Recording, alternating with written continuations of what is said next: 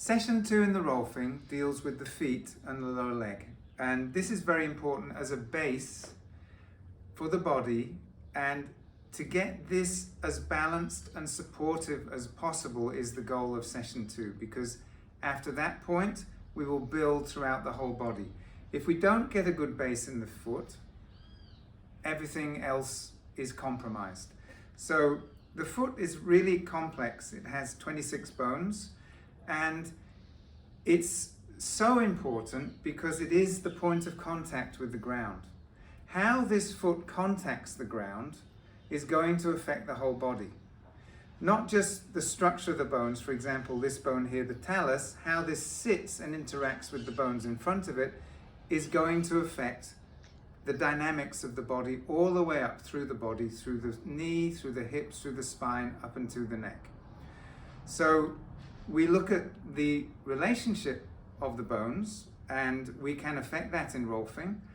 And we're also looking at the muscles within the foot that start and finish within the foot, and then the other muscles that start further up the leg and join the foot. Because there are trains of myofascia that start in the foot and go all the way up to the head and neck. For example, there is a train that starts on the front of the foot and goes all the way up the front of the body, the front of the leg, the quadriceps, and then goes to the abdomen up through all the way to the front of the neck. That's the front of the body. And then equally, there's a train that starts on the bottom side of the foot, comes over the calcaneus, all the way up the leg through the hamstrings, sacrotuberous ligament, all the way up the spine, and comes all the way over here and finishes just above the eyebrows here.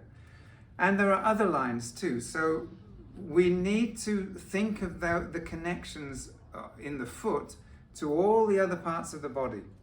Rolfing is holistic in the sense that everything is related to everything else.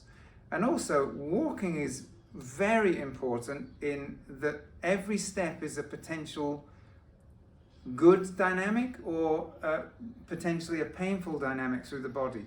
Try walking just on the outside of your feet and feel how that affects the knees.